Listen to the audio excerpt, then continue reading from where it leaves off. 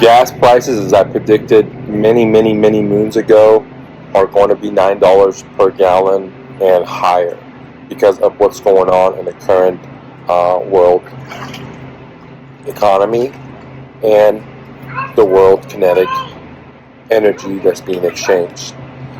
Just recently I did a video for you guys talking about how Russia and Saudi Arabia, the world's two largest oil producers, are reducing the production of oil, and what that translates to us is higher gas prices at home, which is going to hit the $9, plus it's going to translate into higher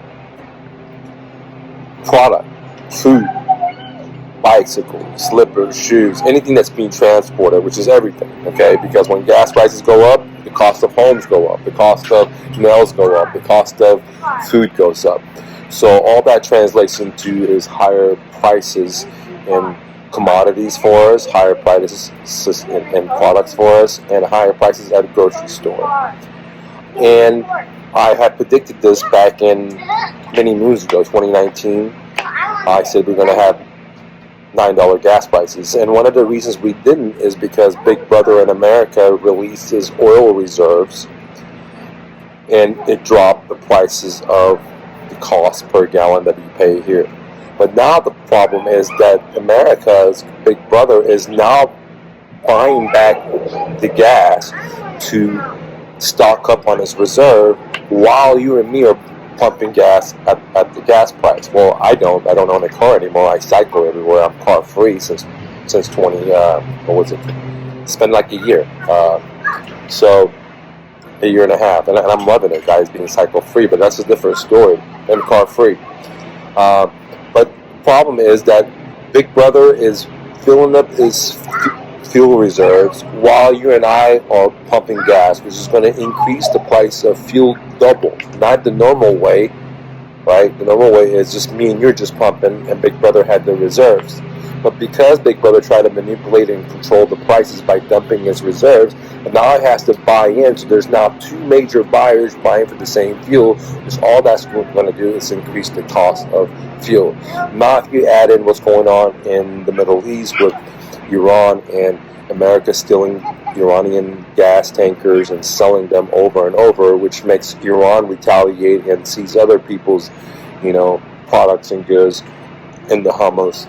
Then that's going to translate to even, hey baby, be careful, okay? Go down if you want to do that, sweetheart. Okay, I don't want you to fall into the water, sweetie.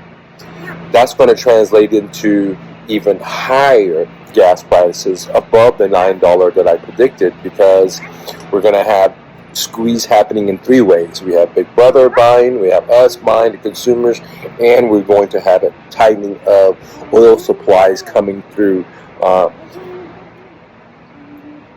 the canal over there by Iran, where Iran controls.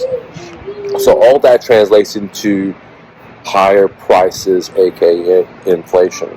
Because normally in a recession or depression, fuel prices, commodities will also get hit. But this time it's the total opposite. Even though we're in an American recession and we're heading to the deepest depression, in my opinion, the cost of fuel is actually doing the inverse of what normally does. Normally it goes down. This time it's rocketing.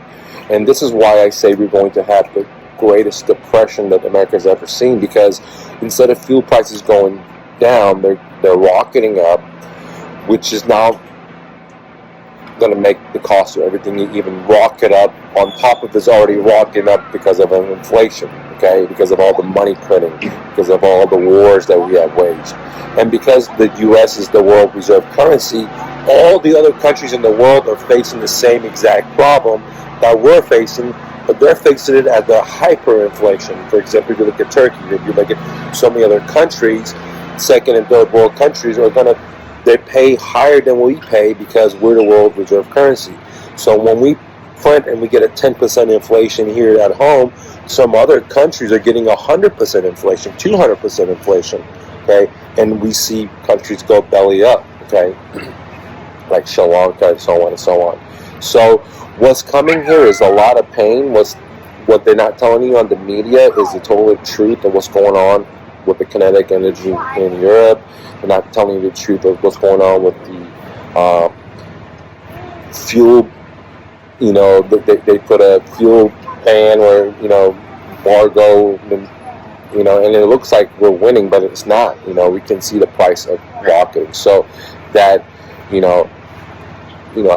really the war is about money printers versus commodity producers, and that's it. And at the end of the day, who's going to win is a commodity, because money is fake, it's fiat, right? And just because we control the pipes where the money flows doesn't mean with money you can have water or oil or gas or anything, because it's a secondary layer. The first layer is the commodities, the gas, the fuel, the apple, the rice. Those are the things that we all need. We don't need a monetary system. The monetary system, the layer 2, is just a way to make it easier to transact between India and America, Iran and this and that and that, and we forgot that the second layer has no really value, and is only an aid to the first layer, which is the commodities. And the people like China, the producers of stuff, people like Russia, people like Africa are starting to realize that, hey man, these countries, like for example France in Africa, they're this big, their colonizers are sucking our life energy away. They're taking all of our commodities, all of our natural resources. They're living large, like the Hunger Games in station number 1. We're in station number back, right? And even though they're taking our labor, they're taking our natural resources, from special minerals all the way down to fuel, all the way down to whatever you could imagine big corporate America needs. And this is the reason why, countries that have the most resources are the poorest countries in the world. Like if you look at like Venezuela, if you look at Africa, if you look at Iran, they have the most resources, but they live in poverty. And then you look at countries like Great Britain or countries like France, they're so small, they have no resources, but they live like royalty. And the reason is because they have came with a system, with a scheme to suck the life energy and the natural resources of countries that are totally rich, and suck it away, and for us to live a good life. That's why in America we live such a good life, is because, not because we're the masters or producers of stuff. No, we live a good life because we've learned how to create a system called the dollar, and figure out how to control the world with the petrodollar and the military for us to get the good life. Okay, that's why me and you can just borrow money and receive the harvest without planting a seed ever. We don't have to plan anything. We can buy whatever you want, apartment complex, a house, a car, a watch, whatever, on credit, because you don't have to work for it. You can just make little payments, $10, $100, $1,000 a month for it, $10,000 a month for it, no matter what the price ticket is, and you can have it today. And this system only is able to work on the backs of other countries that make our products, like China, that give us all the resources for pennies on the dollar, while their people live like crumbs. Their people barely live in huts. They barely live in mud buildings, while we have all the commodities like ACs, right? Where to make that AC or to make that energy, we're using all the resources from these other countries, like Africa, like this. I mean, the list goes on. Look at all the second and third world countries. They're the ones that have the resources. And I think that the time has come for these countries to realize that they're powerful just like we are, and that we're all equal. We need to stop using these third world countries and second world countries for our own riches. And we're not even taking care of these riches. We are creating classes here of poverty or homelessness and so on and so on, and corporations and the oligarchs of America and so on and so on, versus really being a good force in the world, right? Or at our home. Look at our prison system. We enslave more people than any other country in the world. Look at our, homelessness. Look at so many different things.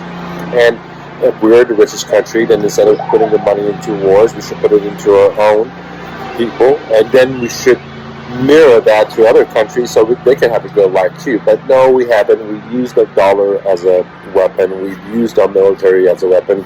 We have bases in all these countries. We've been in war with all these countries. We've killed millions of kids.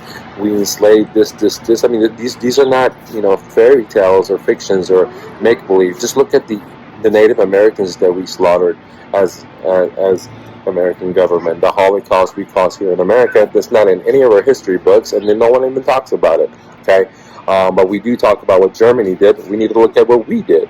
So the only way we can move forward is in love and peace, and to be honest with ourselves and realize, hey, we're not perfect, and for us to have a perfect world, we have to make ourselves perfect. You know, as Romy says, yesterday I was smart or something like that. I want to change the world. Today I'm clever. I want to change myself. And I'm paraphrasing it. Excuse me, Romy. I'm not saying as good as he is, but you get the point, right? So we've been the masters, and we basically caused a lot of pain and suffering, and we sucked a lot of people's natural resources.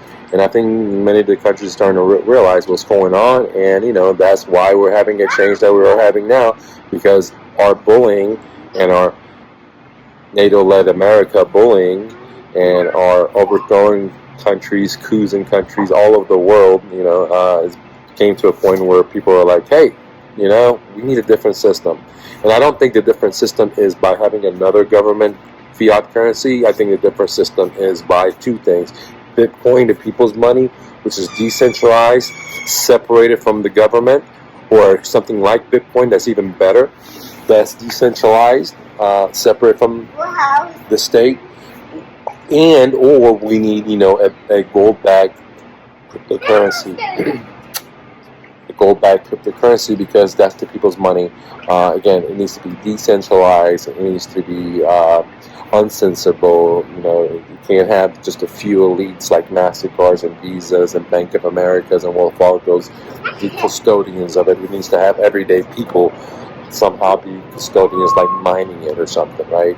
Like that's why I said Bitcoin 2.0, where everyone can mine it versus just the few people with the computer skills of the bigger computers. Because in one way, Bitcoin has become centralized in the mining aspect of the power you need, the money you need, the resources you need, versus when it first started out where you can just do it through your CPU or your basic computer, your laptop. Okay, so that's what these are my views and my opinions. You know, what I'm looking for is for you to have a better life, your kids have a better life, and that's the same thing I'm looking for me, and I'm sure that's the same thing the guy wants.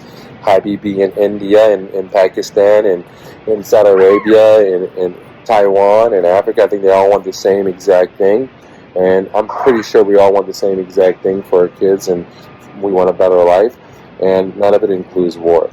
That's just my opinion. Let me know your thoughts below. Thank you for clicking the like button. Thank you for leaving a comment. And thank you for sharing this video. I have much love for you. If you're interested in getting some free real estate training from buying houses from motivated sellers through seller financing or creative financing, to go to myrealestatedojo.com and download my free training totally for free. Thank you again for watching and clicking the like button. Have a great day, and always remember, you're braver than you believe, stronger than you seem, smarter than you think, and twice as beautiful as you ever imagined. Romy. And don't take no for an answer. Peace.